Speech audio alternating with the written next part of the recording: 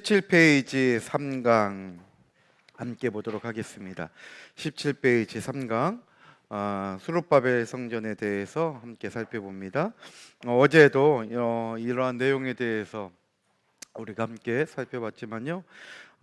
신약 시대에는 교회를 통해서 오순절 성령 강림 이후에는 교회를 통해서 하나님의 구속 역사가 시작이 되었지만은 그 이전에는 성전을 통해서 하나님의 구속 역사가 진행이 된 거예요.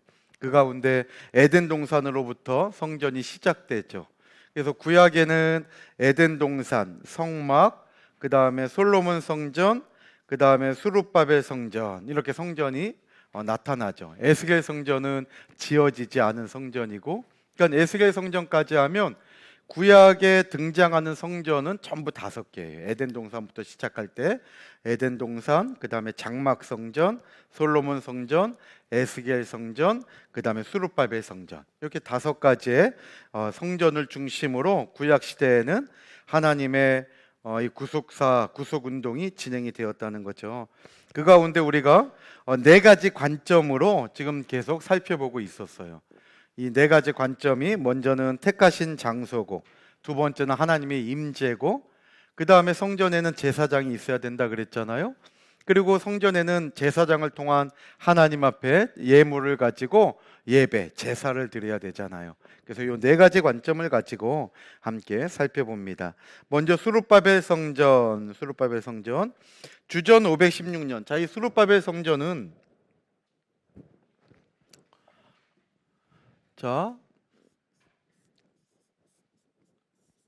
이 수룹바벨 성전을 다시 한번 우리가 좀 정리해 보면, 이 수룹바벨 성전은 주전 538년, 이 배경을 보면 주전 538년에 고레스 왕의 조서로 수룹바벨 성전이 이제 시작이 돼요. 그래서 고레스 왕이 너희들은 고향으로 돌아가라고 하는 귀환령을 이렇게 발표하게 되죠. 이 귀환령에 의해 가지고 주전 537년에 1차 포로 귀환의 역사가 있게 되잖아요. 그리고 나서 주전 536년에 바로 성전 건축이 시작이 돼요. 주전 536년에 그 솔로몬 성전이 무너진 그 자리에 성전 건축을 시작하고, 그렇지만은 바로 사마리아인들의 방해 때문에 중단이 됐죠. 수룹바벨 성전이 터만 닦고, 에스라서 3장 8절로 13절 말씀 볼 때에 성전 건축의 터를, 주전 536년 2월에 성전 건축의 터를 닦았는데, 에스라서 4장 4절로 6절 말씀 보면 사마리아인들의 방해로 중단되고 말아요. 그래서 이 기간이 자그마치 주전 520년이 될 때까지 16년 동안 중단되죠.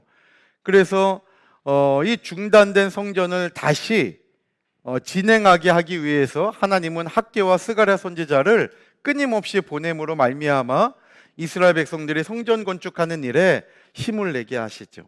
그래서 520년에 다시 성전 건축이 재개가 돼요. 다시 재건축의 역사가 일어나게 되죠. 그랬다가 주전 516년 12월 3일 에스라서 6장 15절 말씀 볼 때에 주전 516년 12월 3일에 완공이 되는 거예요. 그러니까 이 수룹바벨 성전은 주전 516년 12월 3일 날 완공이 된 거예요. 그래서 계속 존속해 가요. 구약 역사에 존속해 가요.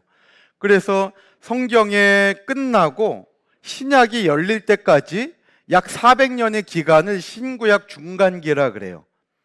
느헤미야가 성벽을 재건하고 종교 개혁을 일으키고, 이때가 대략 주전 432년 때예요. 이때부터 예수님이 탄생하는 주전 4년, 요 기간을 신구약 중간기라 그래요. 신약과 구약 가운데의 시간이다. 신구약 중간기라 그래요. 그러니까 구약의 역사는 이때까지가 성경에 기록된 구약의 역사예요. 주전 432년. 왜냐하면 주전 444년에 성벽이 이루어지잖아요. 성벽이 재건되죠. 그리고 12년 동안 느헤미야 선지자가 종교개혁 운동을 펼치게 돼요. 그래서 이때까지를 우리는 시간적으로 볼 때 구약시대라고 얘기를 하는 거예요. 그리고 예수님께서 탄생하신 주전 4년, 예수님의 탄생을 기점으로 신약시대가 열리는 거죠. 주전 4년부터 신약시대예요. 그러니까 이 기간은 성경에 기록되어 있지 않아요. 주전 432년부터 주전 4년까지의 기간은 성경이 기록되어 있지 않아요. 그러나 우리가 구속사 시리즈 5권의 내용을 통해서 공부한 것처럼 성경에 기록되지 않았다고 해서 하나님이 가만히 계신 게 아니에요. 이 기간 동안은 더 긴박하게 세계 역사가 막 움직이기 시작을 해요. 그러면서 교회가 핍박을 받아요. 그 핍박받은 교회가 바로 이 스룹바벨 성전인 거예요. 왜냐하면 516년에 세워져서 지금 432년이면 100년도 지나가지 않았잖아요. 그러니까 이 기간, 주전 4년까지 해야 512년의 기간인 거예요. 그러니까 이 기간 동안에 특별히 스룹바벨 성전이 환란을 당한 것이 바로 셀류쿠스 왕조의 헬라 시대 셀류쿠스 왕조의 안티오쿠스 에피파네스라는 왕 때문에 그렇죠. 안티오쿠스, 역사적으로는 안티오쿠스 4세라 그래요. 안티오쿠스 4세인데 이 안티오쿠스가 자기 자신을 신격화했어요. 내가 신이다. 그래서 신이 나타났다. 이 뜻이 헬라어로 에피파네스예요. 헬라어 단어로 에피파네스. 그래서 자기가 에피파네스다. 내가 신이다. 그래서 안티오쿠스 에피파네스라고 역사는 부르고 있는 거예요.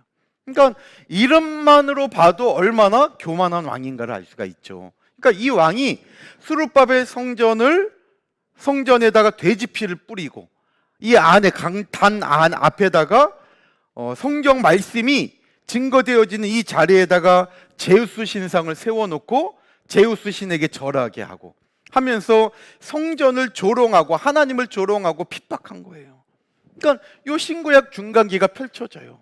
그래서 이러한 시기를 지나고 난 다음에 그때가 주전 167년 이전이에요. 그래서 역사적으로 주전 167년에 유대인들이 도저히 이래서는 안 되겠다. 신앙을 지키는 유대인들이 이렇게 성전을 핍박당하는데 우리가 가만히 있을 수 없다. 그래가지고 주전 167년에 혁명을 일으키게 돼요. 이것이 이제 유다 마카비라는 사람이 성공하게 돼요. 그래서 이것을 마카비 혁명이라 그래요. 마카비 혁명. 이것이 유대인들의 뼈아픈 역사예요. 마카비 혁명. 그래서 이 마카비 혁명으로 말미암아 잠시 스룹바벨 성전이 회복되게 돼요. 이러한 역사 가운데 이 주전 516년에 세워진 스룹바벨 성전이 주전 20년에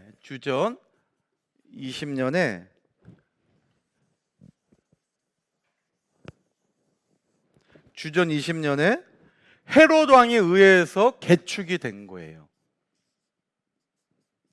헤롯 대왕이라 그러죠. 이 헤롯 대왕에 의해서 이 스룹바벨 성전이 주전 20년에 개축이 돼요. 그러니까 확장, 오늘날로 얘기하면 리모델링이 되는 거예요.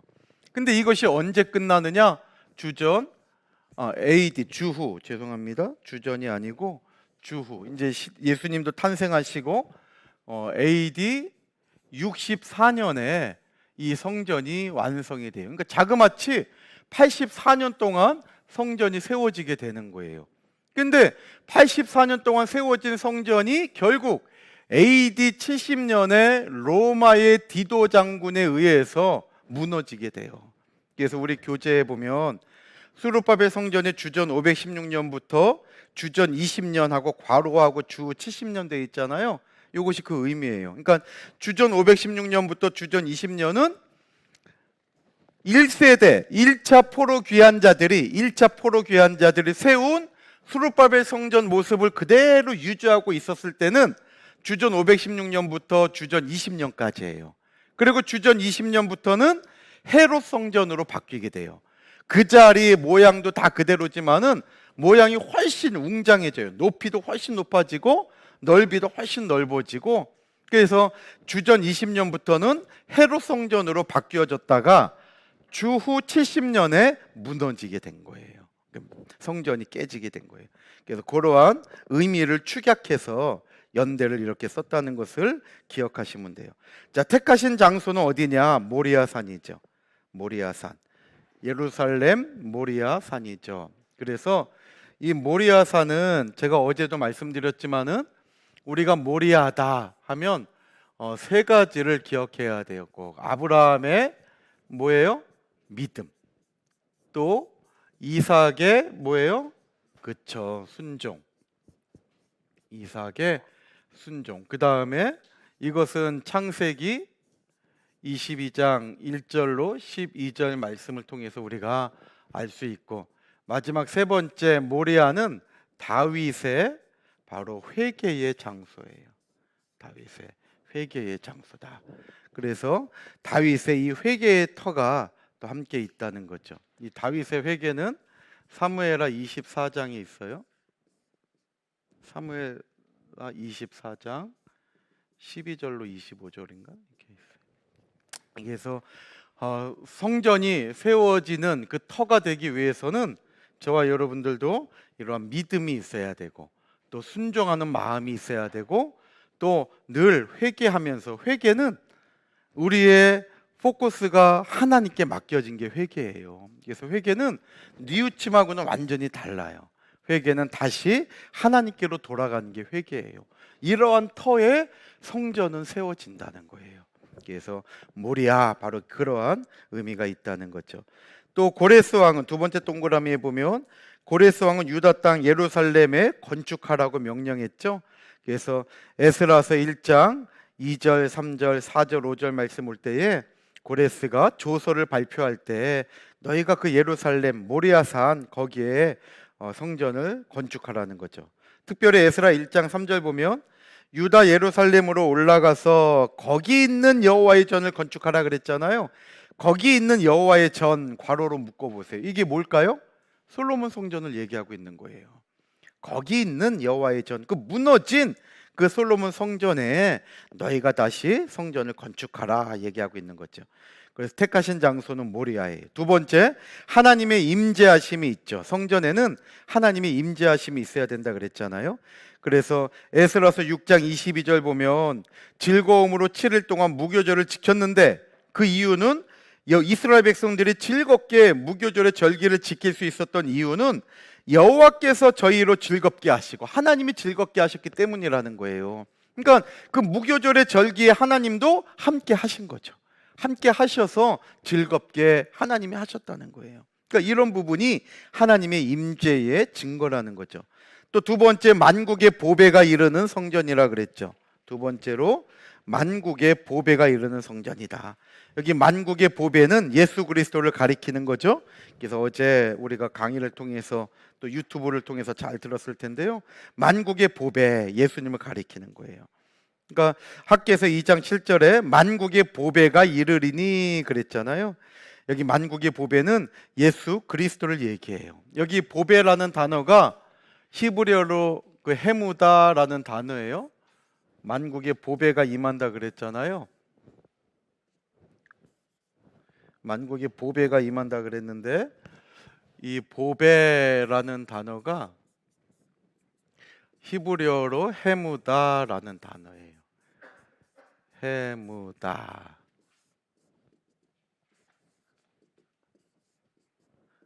이 헤무다라는 단어인데요, 이게 뜻을 한번 적어보세요. 헤무다, 이 뜻이 귀한, 기뻐하는 그런 뜻이 있어요. 헤무다, 귀한, 또 기뻐하는, 또 갈망하다, 갈망이라는 뜻도 있어요.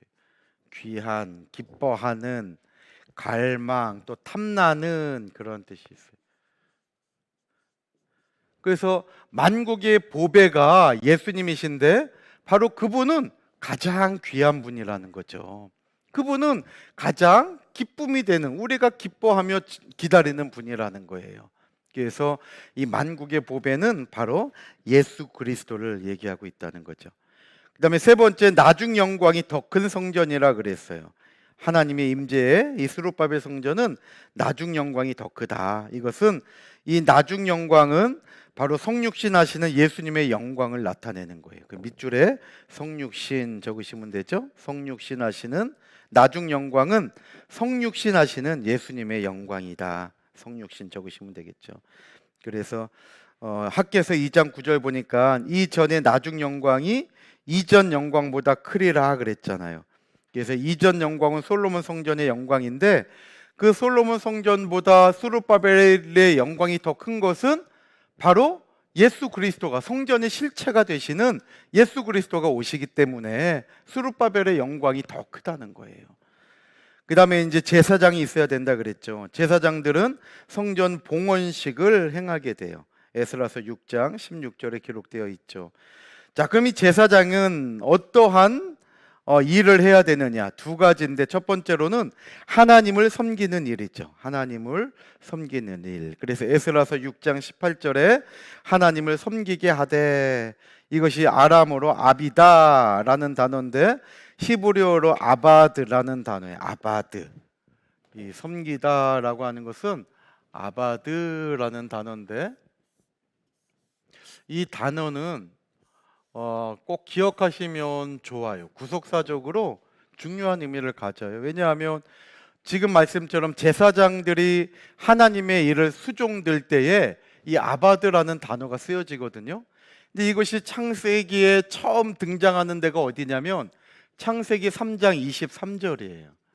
창세기 3장 23절에 보면 하나님께서 그 불순종한 아담을 에덴 동산에서 내쫓아낸 다음에 뭐라 그래? 너의 근본된 토지를 갈게 하셨다 그랬잖아요.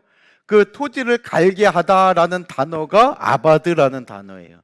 이 아바드가 예배하다, 섬기다라는 뜻이 있는데 창세기 3장 23절에는 갈다, 마음판을 갈다라는 뜻으로 번역이 된 거예요. 그러니까 예배는 뭐냐면 우리의 마음판을 갈아엎는 게 예배예요. 그러니까 하나님의 말씀으로 우리가 찔림을 받잖아요. 그러니까 어떤 사람은 찔림을 받을 때 자기가 그 찔림 때문에 목회자를 욕하고 가르치는 전도사를 욕하고 가르치는 구역장을 공격할 수도 있는 거예요. 그런데 어떤 사람은 그 찔림을 받을 때 어찌할꼬 하면서 회개하게 하는 거예요. 그 회개한 그 사람은 성령의 놀라운 임재하심을 체험하게 된 거죠. 그래서 하나님의 말씀을 받을 때 두 종류가 있는 거예요. 하나는 사도행전 2장 말씀 볼 때에 어찌할꼬 회개하면서 하나님 앞에 나아갈 때 결국 이들은 성령을 하나님께서 선물로 주셔요. 그런데 사도행전 7장 말씀 보면 이건 베드로의, 사도행전 2장은 베드로의 설교고 사도행전 7장은 스데반의 설교죠. 사도행전 7장에 스데반이 설교했을 때 마찬가지로 어찌할꼬 하면서 마음에 찔렸어요. 근데 이들은 어떻게 했느냐? 돌을 들어서 스데반을 쳐서, 돌로 쳐서 죽여버렸어요. 그러니까 똑같은 하나님의 말씀인데 받는 태도가 달라지는 거예요. 그러니까 이러한 사람은 마음판을 갈아지지가 않은 거죠. 근데 하나님의 말씀을 듣고 회개한 이 사람이 마음판이 갈아진 사람이에요. 바로 아바드를 이루어간 사람이에요. 그래서 너의 마음판을 갈아라 할 때 우리 예배는 나의 옛 마음이 말씀을 통해서 새 마음으로 바꿔지는 거예요. 나의 옛 생각, 나의 고집스러운 생각이 죽고 하나님의 말씀으로 다시 바뀌어져서 회개하게 하는 것, 이것이 바로 아바드의 삶이고 하나님 앞에 나아가는 거예요. 그 다음에 제사장은 두 번째로 말씀대로 행해야 된다는 것이죠. 말씀대로. 그래서 에스라서 6장 18절 하반절에 보면 모세의 책에 기록된 대로 하게 하니라. 모세의 책에 기록된 건 하나님의 말씀이잖아요. 그러니까 말씀대로예요. 민수기 13장 31절에도 모세에게, 여호와께서 모세에게 명하신 대로, 이 말씀이잖아요. 또 말라기서 2장 6절로 7절에도 그 입에는 진리의 법, 진리가 말씀이잖아요. 진리의 법은 바로 하나님의 말씀을 얘기하는 거예요. 7절에도 대저 제사장의 입술은 지식을 지켜야 하겠고, 바로 이 지식이 말씀을 얘기하고 있는 거예요. 세상의 진리를 얘기하고 있는 게 아니라 하나님의 말씀이 참 지식이에요. 그래서 제사장들은 말씀을 가르쳐야 돼요. 그러니까 제사장이 말씀이 없으면 절대 교회는 그 뜻을, 하나님의 뜻을 붙잡고 존재할 수가 없는 거예요. 그러니까 왜 사도들을 세웠습니까? 사도행전 6장 말씀 볼 때에 초대교회의 제자들이 사도들을 세웠잖아요. 그 집사들을 세웠잖아요. 그러니까 최초의 그 집사 임직식이 사도행전 6장에 나오잖아요. 그때 바로 이 제자들은 하나님의 말씀을 전하고 하나님의 말씀을 연구하는 일에 더 몰두하기 위해서 집사들을 세워서 이 집사님들이 이제 재정도 돌보고 여러 가지 서로 간의 성도들을 돌보면서 이제 필요한 것은 제자들에게, 사도들에게 얘기해가지고 조치해 나가고 이러한 일들을 함께 해 나가게 한 거예요. 그러니까 오늘 제사장들이 꼭 기억해야 될 것은 하나님의 말씀에 능통한 자가 되어야 된다는 거예요. 그러니까 말씀을 놓치면 제사장이라 할지라도 타락할 수밖에 없어요. 바로 그 대표적인 것이 바로 엘리야십, 대제사장 엘리야십의 가문에 나타난 거죠. 느헤미야 13장 그 옆에 참고로 느헤미야 13장 28절 말씀 적어 놓으세요. 어제 교재에 들어가 있었는데 이 대제사장 엘리야십의 가문이 대표적으로 하나님의 대제사장이 말씀이 없으니까 그 자손들이 그 하나님의 성물을 놔둬야 되는 방에 그 성물들을 다 치워버리고 거기다가 산발랏을 갖다가 머무르게 했잖아요. 하나님의 그런 기명들을 다 치우고 하나님께 예배드릴 그 양식들을 갖다가 놓는 방을, 그 넓은 방을 다 치워버리고 성벽을 공사할 때 방해했던 그 산발랏을 거기에 머무르게 한 거예요. 이것이 대제사장 엘리야십의 가문에 이런 일이 벌어진 거예요. 그러니까 하나님의 말씀이 끊어지면 우리는 쉽게 죄악과 타협하며 살아갈 수밖에 없다는 것을 말씀하고 있죠. 그래서 우리 본문에도 볼 때, 교재에도 이렇게 보면 그 구절도 보면 에스라서 10장 18절이나 20절로 22절 또 44절 보니까 제사장 집안, 대제사장 집안도 이방인들과 함께 교통한 것을 너무나 많이 볼 수가 있죠. 그래서 하나님의 말씀대로 행하지 않으면 사역자라 할지라도 넘어질 수 있는 거예요. 그래서 늘 저와 여러분들은 하나님의 말씀이 우리의 등불이 된다 그랬잖아요.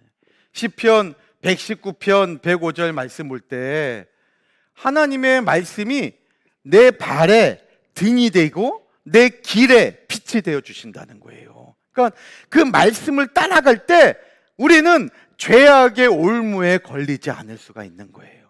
그래서 늘 말씀의 빛을 따라가고 말씀의 등불을 밝히는 저와 여러분들이 다 되시기를 주님의 이름으로 축원합니다. 자, 이제 마지막 제사와 제물이죠. 자, 에스라서 6장 17절 말씀 볼 때에 하나님의 전 봉헌식을 행했다 그랬어요. 이때가 언제냐면 주전 수르바벨 성전이 완공될 때가 몇 년이라 그랬어요? 주전 516년이죠. 516년 12월 3일 완공하면서 하나님 앞에 이날 봉헌식을 하게 되는 거예요. 그런데 이 봉헌식에 이 포로 귀환해가지고 성전 짓는 일에 몰두한 이스라엘 백성들이 온 힘을 다해서 하나님 앞에 제물을 드린 거예요. 그게 수소 100마리, 순양 200마리, 어린 양 400마리, 또 순염소 12마리 전부 다 합치니까 712마리나 되는 거죠. 그러니까 어떻게 보면 솔로몬 성전과 비교할 때에는 너무 작은 제물이에요. 그렇지만은 시대적인 배경을 우리가 생각해 볼 때 하나님은 너무나 기뻐하신 제물이에요. 정말 아까워하지 않고 정성을 다하여 하나님 앞에 드린 이 제물. 그래서 이걸 가지고 이스라엘 백성들이 유월절을 드리게 되죠. 유월절까지 이어가게 돼요. 한번 보세요. 주전 516년 12월 3일 날 봉헌을 하고 봉헌식을 하잖아요. 그러면 이제 1월 달 되면 해가 바뀌잖아요. 1월 달 되면 해가 바뀌는데 1월 14일이 되면 뭐가 돼요? 6월절이 되잖아요. 6월절. 그러니까 에스라서 6장 15절 말씀 보면 주전 516년 12월 3일 날 성전이 완공이 돼요. 그리고 15절에 완공이 돼서 16절부터 18절까지 말씀 보면 봉헌식을 해요. 이때 성전 봉헌식을 하는 것이 기록이 되어 있어요. 에스라서 6장 16절로 18절에 잘 이렇게 정리를 해놔 보세요. 잠깐 제가 이러면 헷갈리시니까 쉽게 다시 정리를 해드릴게요. 자, 에스라서 6장 15절 보면 주전 516년 12월 3일 날 성전이 완공돼요. 성전이 이때 완공되죠. 그 다음에 주전 에스라 6장 16절부터 18절 말씀 보면 이때 이스라엘 백성들이 봉헌식을 해요. 성전 봉헌식. 성전 봉헌식을 이어서 하게 돼요. 그리고 그러니까 요건 이제 성전 봉헌에 대한 내용이에요.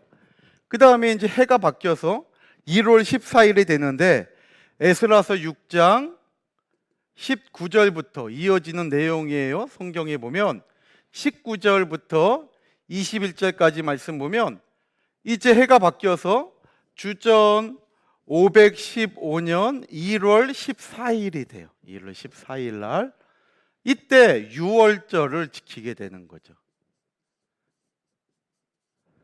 이 6월절의 절기를 이스라엘 백성들이 1월 14일 날 지키게 돼요. 1월 14일이 원래 6월절의 기간이잖아요. 그리고 이어지는 22절 말씀 보면 에스라서 6장 22절 말씀 보면 6월절이 끝나고 1월 15일부터 7일 동안 21일까지는 무슨 절기예요? 이때는 무교절이잖아요. 무교절. 이어서 무교절의 절기를 이스라엘 백성들이 성전을 완공하고 처음으로 성전에서 다시 포르기아난 이후로 이스라엘 백성들이 지키게 된 거예요. 그러니까 이 날은 이 에스라서 6장을 우리는 너무나도 그냥 간단하게 이때 완공이 되고 6월절 지켰고 무교절도 지켰네 이러고 지나갈 수 있겠지만 우리가 그 현장에 갈 때 얼마나 감격스러웠겠어요. 새로 지은 우리도 이 성전을 입당하고 이 성전 지었을 때 지금 우리 산성교회 요 건물이 지을 때 있었던 분들은 느낄 거예요.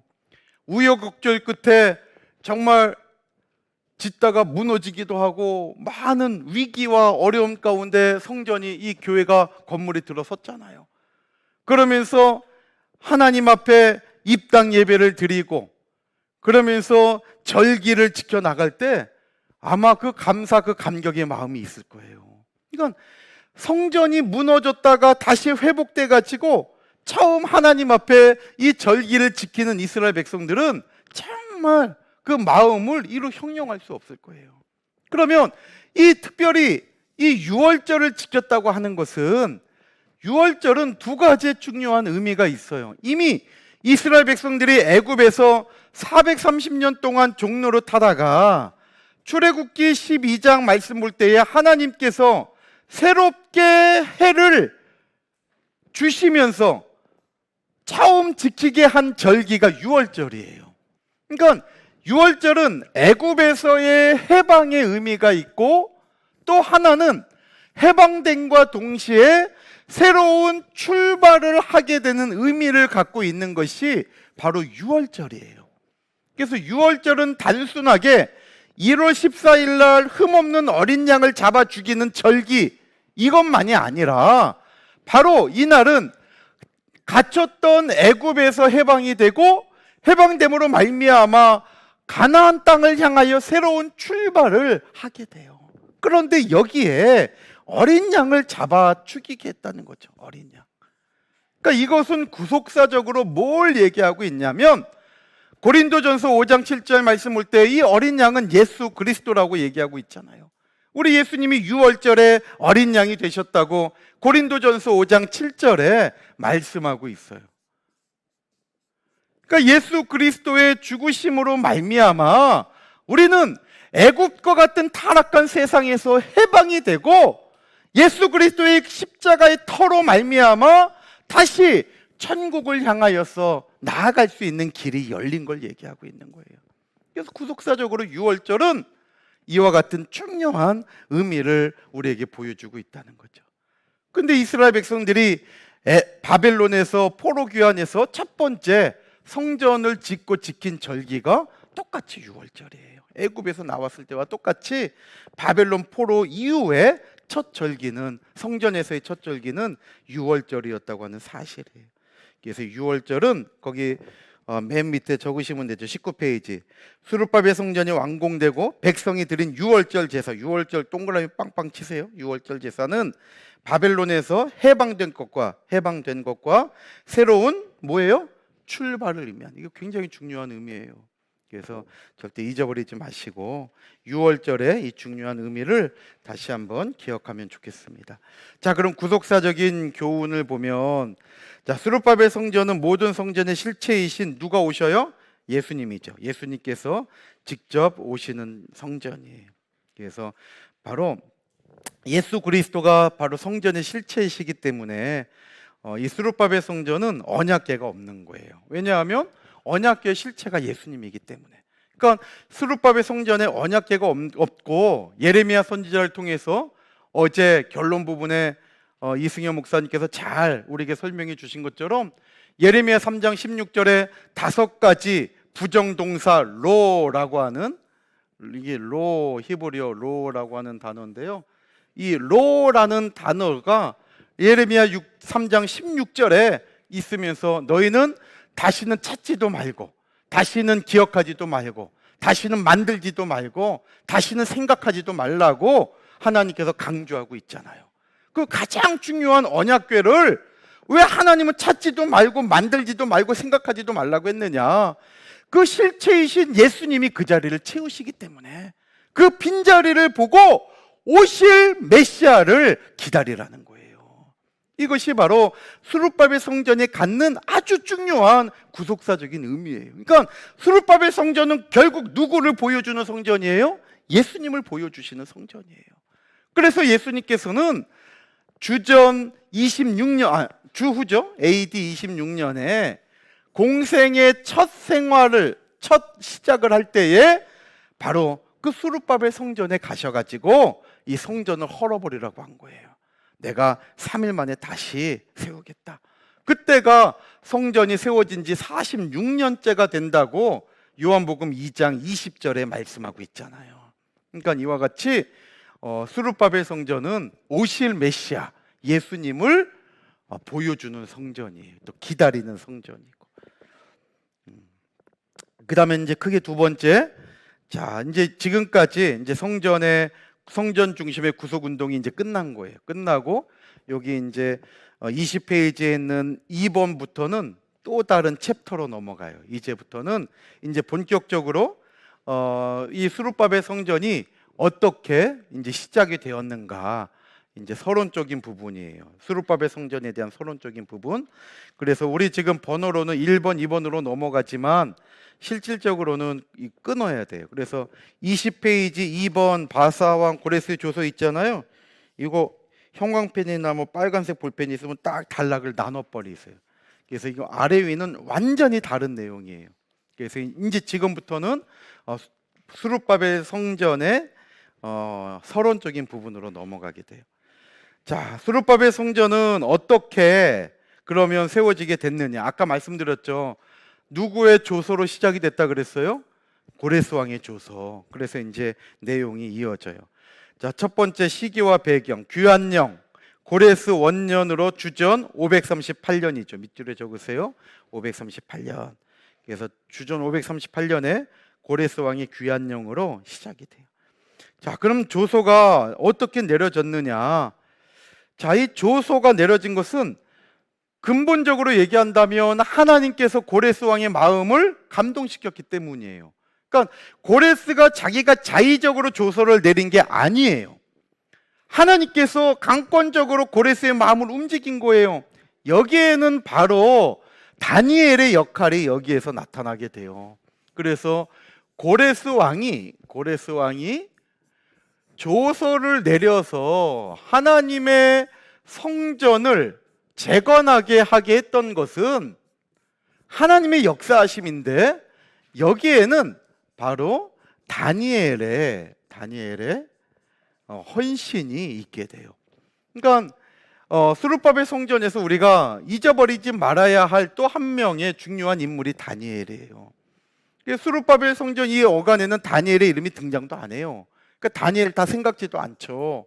그러나 하나님께서는 다니엘을 장수하게 하시고, 나라가 바뀌고 왕조가 바뀌어도 다니엘은 그 왕궁을 떠나지 않도록 강권적으로 하나님이 지켜주신 거예요. 이건 정말 있을 수 없는 일이죠. 왕조가 바뀌어도 왕궁에 있는 신하는 다 나가잖아요. 지금 우리나라 보세요. 4년마다 지금 대통령 선거를 하는데, 5년마다 대통령 선거를 하는데, 이 당이 바뀌게 되니까 청와대에 있는 사람들이 다 바뀌잖아요. 그냥 근무하는 사람들이 다 바뀌어버리잖아요. 그러니까 오늘날 우리나라도 이러는데, 당시에 이 왕정시대의 왕은 절대적인 권력자 아니에요. 그러니까 하다못해 왕 주변에 술 맡은 관원장, 떡 맡은 관원장, 이런 분들은 얼마나 철저하게 정말 그분들이 왕의 생명을 지켜주시는 거예요. 그러니까 느헤미야가 술 맡은 관원장이잖아요. 그러면 아무나 술 맡은 관원장으로 세우겠냐는 거예요. 술 먹다가 왕이 취해버릴 때 그때 죽여버리면 끝나는 거 아니에요, 자기 생명이. 그러니까 그 전승들을 보면요, 왕의 측근 가운데 술 맡은 관원장은 왕이 제일 신임하는 사람을 둔다는 거예요. 그래야 왕이 실수를 하더라도 자기가 자기 생명을 보존받을 수 있으니까. 제가 요번 세미나 때 그 전날 목사님들 오셨을 때 제가 들은 얘기인데요, 어느 분이 그 얘기를 하시더라고요. 그 히틀러가 살아있을 때 그 음식 하나 먹을 때 히틀러의 그 기미상궁이라고 하죠. 우리나라는 이미 이게 독이 들었나 안 들었나 먼저 먹어보잖아요. 그 기미상궁 같은 사람이 20명이 있었대요. 20명. 그리고 이 사람이 먹고 1시간, 2시간 있다가 음식을 먹었대요. 죽나 안 죽나 먹고 있다가 한두 시간 있다가 안 죽으면 그거 먹은 거예요. 그 얘기 듣는데 참 내가 왕이구나 싶더라고요. 그러니 자기 생명에 대한 위태함을 느끼니까 그러는 거 아니에요. 그러니까 이 권력자의 측근에는 아무나 들어갈 수 없다는 거예요. 근데 놀랍게도 다니엘은 왕이 바뀌고 왕조가 바뀌는데도 다니엘은 계속 그 자리에 있었고, 하다못해 나라가 바뀌었어요. 바벨론이 무너져 버리고 메대 바사 나라가 들어왔는데도 다니엘은 그 자리를 계속 지키게 하나님이 하신 거예요. 왜냐하면 이 한 가지예요. 고레스 왕에게 다니엘이 예레미야서를 증거해야 할, 이사야서를 증거해야 할 사명이 있었던 거예요. 이사야서. 하나님은 이미 이사야서에 고레스 왕에 대한 이야기를 기록해 놨거든요. 이사야 선지자는 주전 700년경의 사람이에요. 주전 700년경. 정확하게 얘기하면 주전 739년부터 680년까지 활동하던 사람이에요. 그러니까 이때 이사야 선지자에게 하나님이 성령을 통하여서 고레스 왕의 이름을 적게 해요. 야, 이제 앞으로 장차 고레스라는 인물이 나타난다. 근데 저가 내 성전을 세울 거라는 거예요. 지금 이사야 선지자는 이 솔로몬 성전이 무너지면 안 되는데 이스라엘 백성들에게 회개하라고, 열심히 지금 회개하라고 얘기하고 있는데, 하나님께서는 또 한편으로는 이사야 선지자에게 고레스 왕에 대한 예언을 기록하게 한 거예요. 이것이 이사야서 42장과 44장에 등장을 하고 있죠. 근데 아무리 기록되어 있으면 뭐예요? 진짜 160여 년경이 지나가지고 고레스 왕이 역사에 등장을 해요. 그럼 이 고레스 왕에게 이사야서를 읽게끔 누군가가 역할을 해야 되잖아요. 그 역할에 하나님께서 끝까지 붙들어 숨겨놓은 인물이 바로 다니엘이었던 거예요. 그러니까 이 역사가 될 때까지 다니엘은 죽을 수가 없는 거예요. 아무리 시기와 질투를 받고 87 오죽하면 86세의 그 많은 나이에 사자굴까지 들어가야 돼요. 근데 죽을 수 없어. 전해야 되니까. 이 하나님의 역사예요. 그러니까 오늘 우리들도 마찬가지예요. 아무리 이 세상이 나를 사자굴 속에 집어넣는다 할지라도 하나님이 나에게 맡겨놓은 사명이 있다면 저와 여러분들은 절대 그 사자의 입에서 죽을 수 없다는 것을 믿으시기를 바랍니다. 그러니까 지난 주일날 디모데후서 4장 17절로 18절 말씀을 통해서 하나님은 사자의 입에서도 나를 건져내 주셨다고 바울이 고백하는 내용을 우리가 지난 주일도 살펴봤잖아요. 사명이 있기 때문에 죽을 수가 없는 거예요. 그래서 이 다니엘이 고레스에게 드디어 이사야서를 전달해요. 얼마나 두근두근 거렸겠어요. 왕이 꼭 읽어야 되는데. 우리도 구속사 책을 전할 때 그러잖아요. 목사님 꼭 좀 보시라고. 근데 목사님이 꼭 안 봐. 보면 진짜 얘기해 보면 다 아는데 저도 보기까지가 쉽지 않아요. 그런데 다니엘이 이사야서를 전해줬을 때 하나님이 고레스에게 읽게 만드시는 거죠. 그러니까 나는 전하면 그 다음 역사하시는 분은 정말 하나님이에요.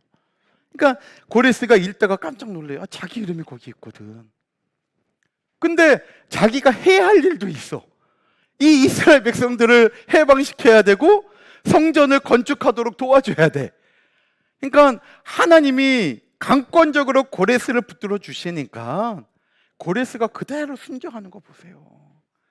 그게 순종하기가 쉽겠어요? 왕인데. 근데 하나님이 이름도 잘 지어주셨죠. 고래? 하고 따라하잖아요. 고레스. 하나님이 해 하니까 고래하고 스가 된 거예요. 고래. 그러니까 이름도 얼마나 잘 지어주셔요. 그러니까 고레스가 이 일에 쓰임을 받는 놀라운 인물이 된 거예요. 그래서 주전 538년에 고레스가 조서를 발표한 거죠. 그래서 조서가 두 번째 동그라미 보면 조서가 내려진 근본적인 원인은 하나님께서 고레스의 마음을 감동시켰는데 여기에는 다니엘의 헌신과 수고가 있었던 거예요. 그래서 에스라서 1장 1절 보니까 밑줄 친데 바사왕 고레스의 마음을 어떻게 했어요? 감동시키심에.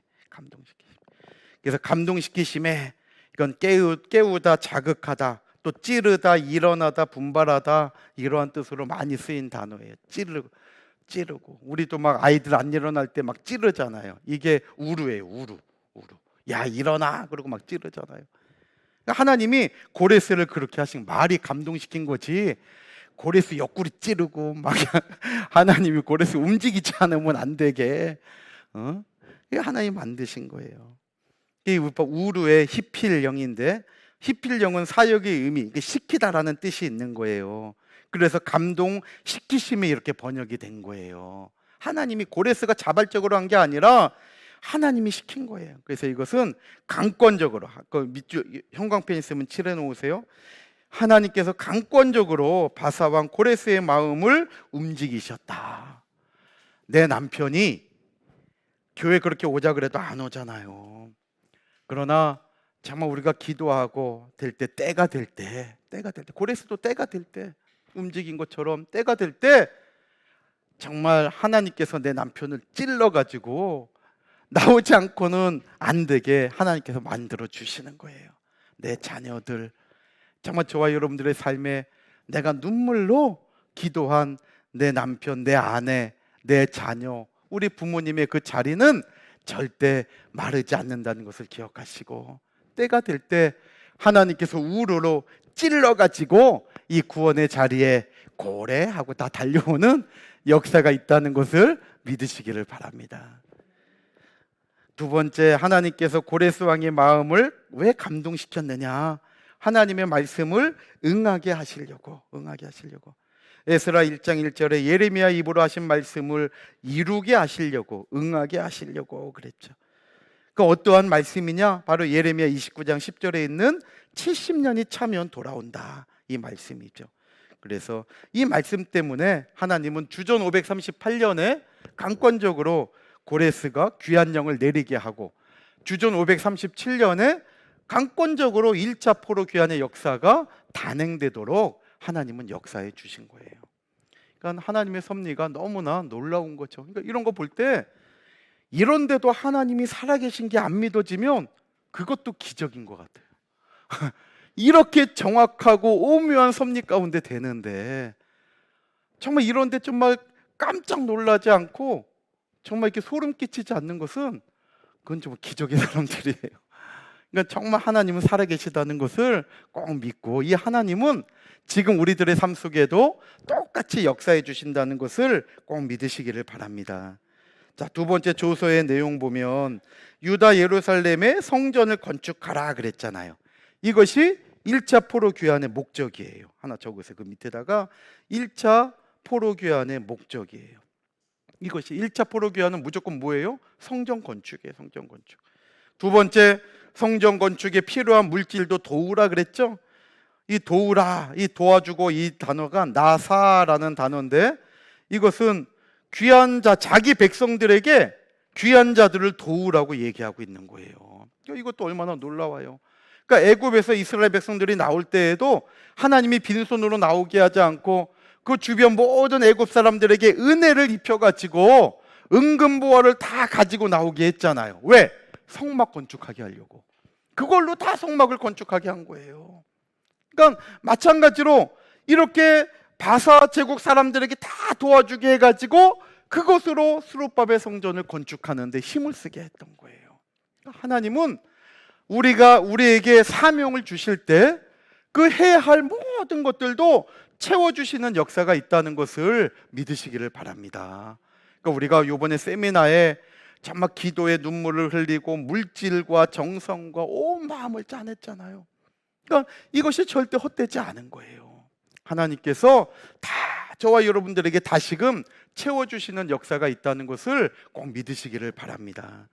그 다음에 성전 기명까지도 다 돌려주게 했죠.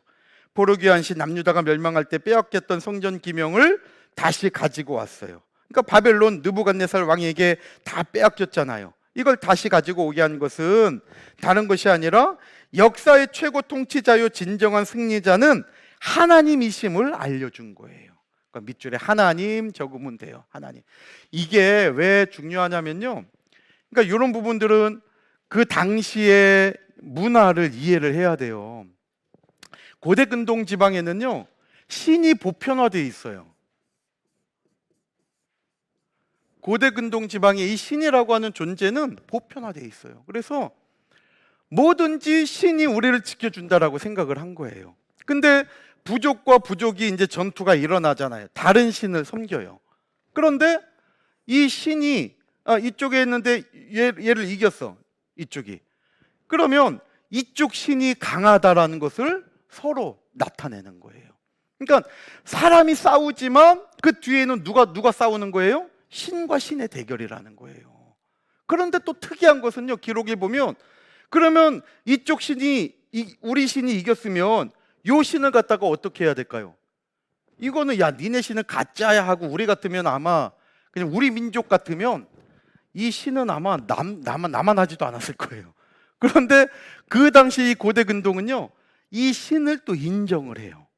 그래서 이 신도 우리를 인정했다라고 생각을 해서 이쪽 나라 신이 우리를 이기게 했다라고 생각을 하는 거예요. 그래서 요 신도 존중을 해줘요.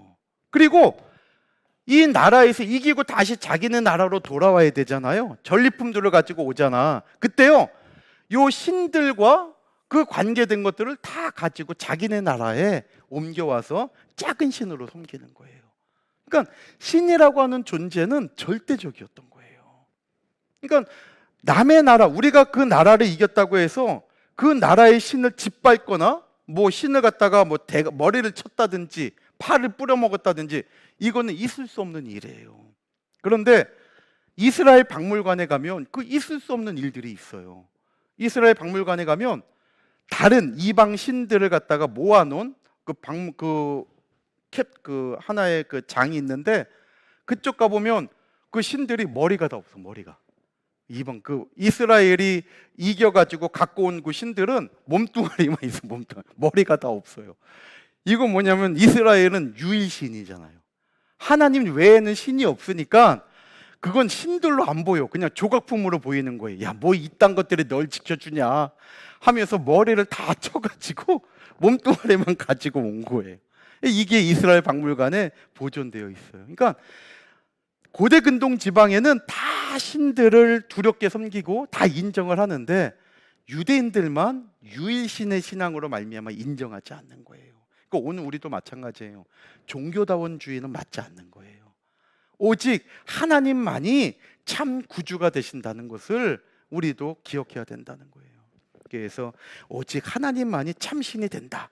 이것을 증거하기 위해서 하나님은 고레스에게 그 성전 기명들을 다시 만들어 갖고 스룹바벨 성전을 채울 수 있지만 그렇게 하지 않고 빼앗겼던 것을 다시 제자리에 갖다 놓게 함으로 말미암아 야 봐라 결국 우리가 하나님이 참신이다 이것을 증거하게 하신 거예요.